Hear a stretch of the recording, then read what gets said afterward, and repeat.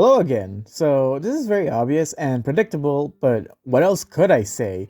In a pretty short amount of time, both of my videos and channel have grown considerably fast. In all honesty, thanks to all of you who bothered to watch my video in the first place.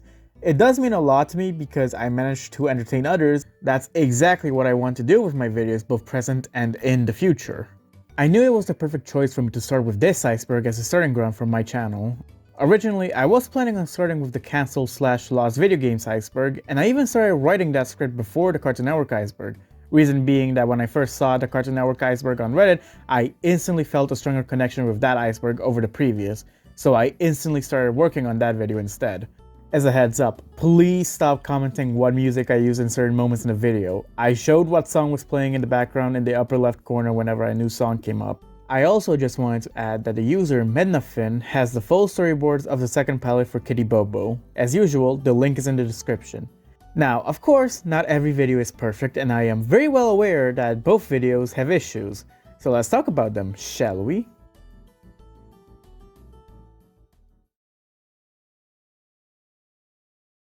There are a few things that will always keep me up late at night. King Ramses from Courage the Cowardly Dog, Sadako or Samara Morgan from The Ring, fearing that I'll die before I reach my goals, and the fact that I didn't fix the audio and left most of the issues the same on the second upload.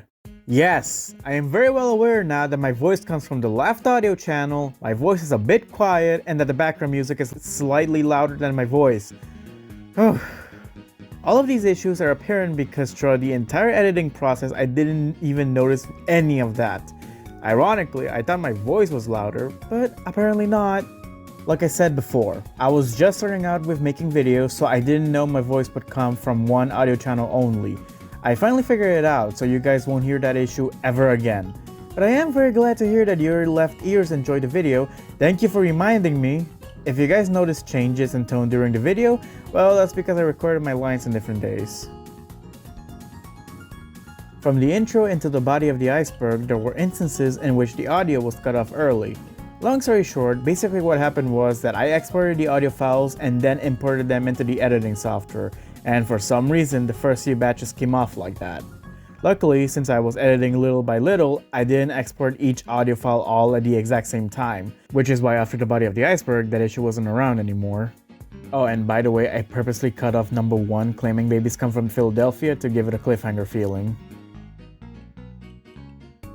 At first, I did lower the music to a pretty low level, but I thought it was too quiet to even be heard. So in the end, I raised the volume level just a bit and...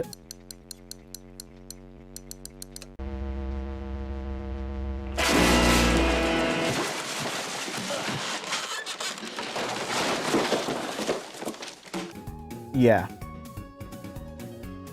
I know that his real name is pronounced as Jorge and not George. Jorge always referred to his YouTube channel as Blame It On George instead of Blame It On Jorge, so I followed that same rule. Alright, that covers all of the video issues. You guys definitely helped me find the information I couldn't find in the first part. Thank you all for the following information. So let's go through them one at a time. Regular show acid trip. I feel so stupid for even doing this mistake. As it turns out, the clerk who offered the candy did say it was marijuana, but later confirmed that it was acid all along. No, I remember now. Don't worry, dude. I didn't put any weed in this candy. It was acid. What? Acid? This student film has led to a lot of fans of the show to theorize that Regular Show is all just one long acid trip, as both of the characters from the student film share Mordecai and Benson's voice actors, and even their hallucinations look similar to the characters. I don't really believe in this theory as it's too far-fetched in my opinion, but that's the point of the theory. Do I have a legitimate excuse? Not at all. I just saw that clip of the marijuana and called it a day. Yet I went as far as to watch the Dishonest Abe episode from the Time Squad to fully cover that entry, and I just didn't even bother with the marijuana. I'm sorry, okay? That's all I can say. You neglect the simple shit and now you're paying for it. You know what that means? Taking all the supplies from the warehouse and plugging into the yeast now he's vents talking to himself. again. Hitler has a handlebar mustache. Remember how I said I thought this was from Dial M for Monkey or the Justice Friends? Well, I was wrong. This was from one episode of Captain Planet. As it turns out, I first saw that episode when it was briefly mentioned by Rebel Taxi in his Captain Planet video. Hitler Hitler with a Hulk Hogan mustache, nonetheless. What you gonna do, Führer? Why was he depicted with a handlebar mustache? Well, I think it's a similar case to how Hitler was featured in Persona 2.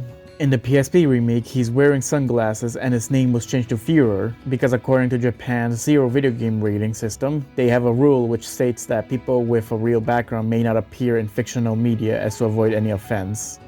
Anti-MTV jokes. There's a running gag in Megas XLR where the logo of a TV network known as Pop TV, which looks similar to the MTV logo, gets destroyed. This is the creator of Megas XLR throwing shade at MTV for canceling his previous show, MTV's Downtown.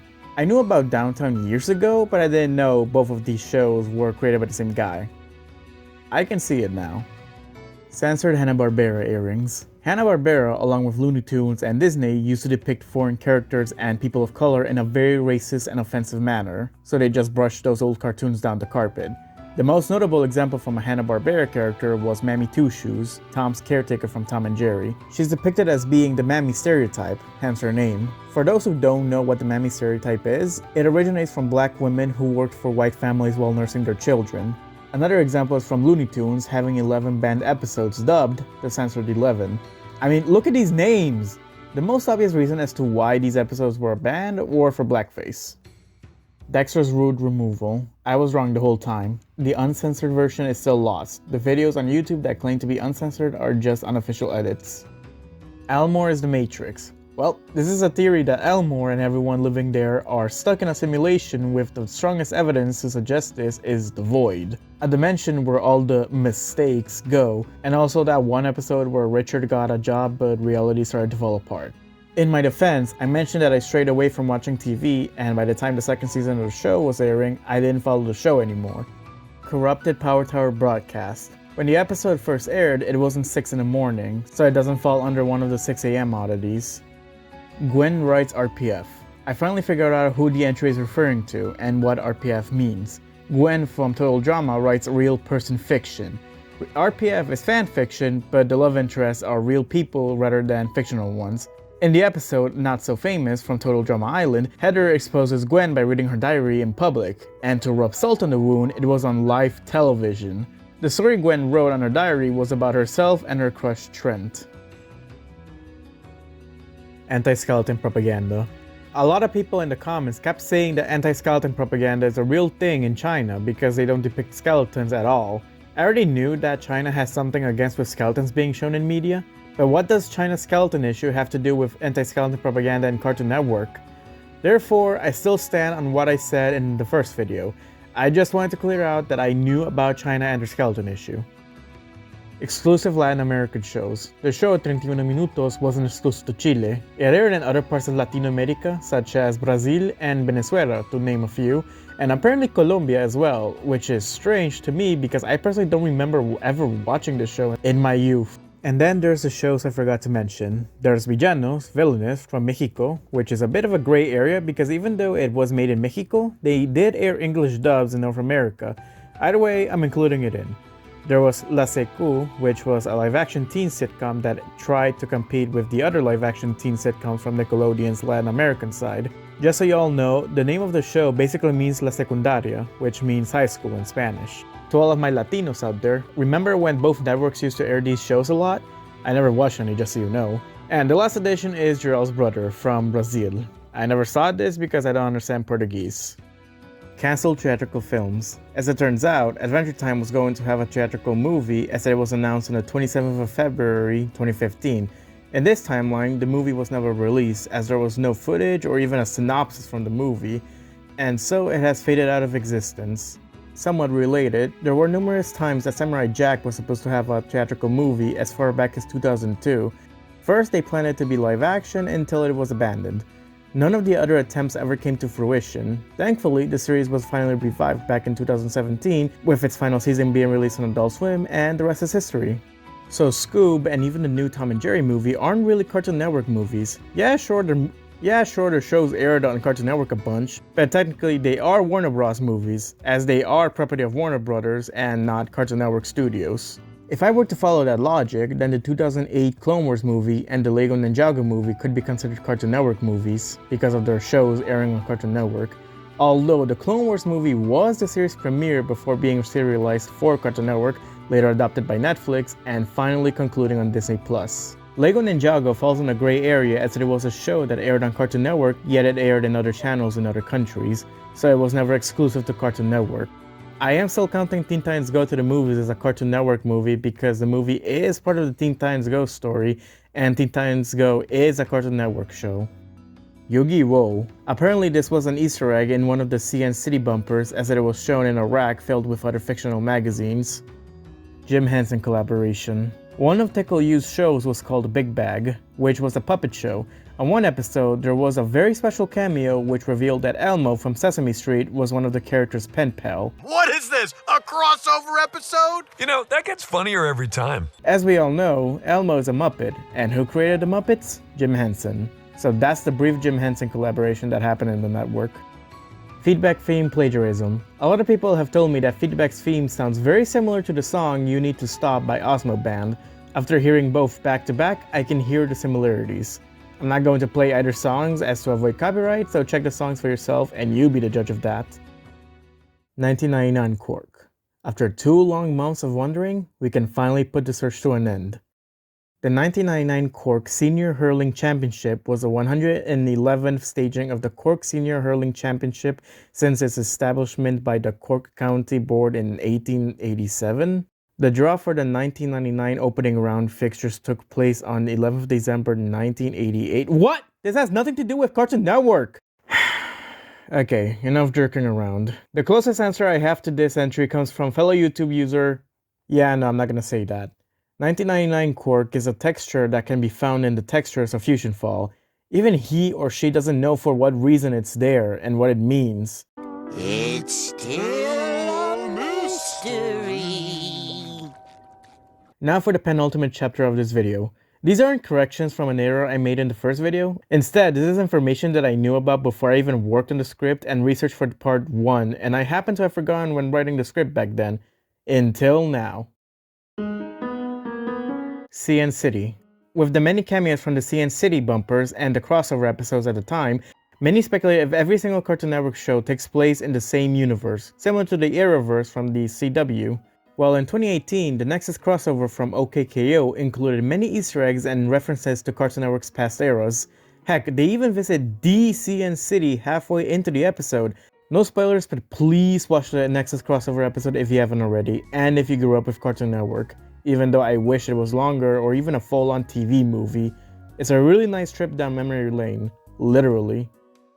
Samurai Jack alternate ending. Before Battle Through Time, Samurai Jack had a non-canonical comic book series that ended with Jack giving up going back to the past And undo the future that is Aku. and instead to inspire new heroes in the future. So in the end, this series has 3 separate endings similar to the Zelda timeline after Ocarina of Time. Whatever happened to Robot Jones? One detail I missed regarding Robot Jones is that the first season it had Robot Jones speak with Microsoft's text-to-speech function before using an actual voice actor. The Cartoon Network executives were put off by it, and for season 2, they used an actual voice actor to play the character, who also went back and redubbed the entire first season as well. While the first season's episodes with the original text-to-speech voice are available on Vimeo, season 2's episodes with that text-to-speech function are still lost. One last missing detail for the show is that since the show has been cancelled, there are 6 unfinished episodes for the show's second season, which are also lost. The Moxie Show. To add even more mystery to the Moxie Show's obscurity, there was once an official webcomic on Cartoon Network's website called Whatever Happened to Moxie. There's not much known about what the comic was all about other than it could have been an untelevised series finale to the Moxie Show if it had been released after the last episode of the show, which it wasn't. It's partially lost media as well, since this is the only surviving comic strip of the webcomic.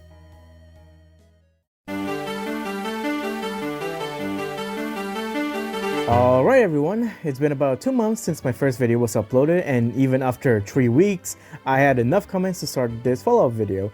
And from the length of this video, why did this take so long to make? I got lazy. At first, I just stalled by playing The Last of Us Part 1 in the Survivor difficulty, which is the second hardest difficulty in the game, and after that I just lacked motivation to continue. Then my midterm started, and once that was done, I got a subscription to Disney+, so I caught up with all of the movies and shows that I've seen before for 2 months and finally getting around to finishing the Clone Wars. Okay, enough flexing around. And no, I am not sorry for uploading my belated April Fool's video before finally uploading the official follow-up. I was just shitposting, guys. Come on and have a laugh, guys. Oh, and shout out to Lesby Ducks for her video explaining Telltale's Walking Dead Iceberg. Check it out if you'd like. Some of you guys have requested that I should explain a Nickelodeon Iceberg or a Disney Channel Iceberg. Now, don't get me wrong, I still love Nickelodeon, but I honestly just didn't feel like covering one. Ironically enough, despite growing up as a Cartoon Network kid, I know more obscure Nickelodeon shows than I do with Cartoon Network's obscure shows. And sorry to burst all of your bubbles, but I don't have as much of a nostalgic connection with Disney Channel compared to Cartoon Network and Nickelodeon. The only things I did grow up liking were Phineas and Ferb and especially Gravity Falls. Remember when I said that I would cover 3 more icebergs in the conclusion of my Part 1 Cartoon Network Iceberg? Well, I found 3 new icebergs and an original one that I created myself, and I'd absolutely love to explain these. And those icebergs are the MCU iceberg, a Left 4 Dead 2 iceberg, the Mortal Kombat iceberg, and the cancelled/never made movies iceberg, running up to 7 videos, and if I were to make follow-up videos to each of them, it will be 14 videos.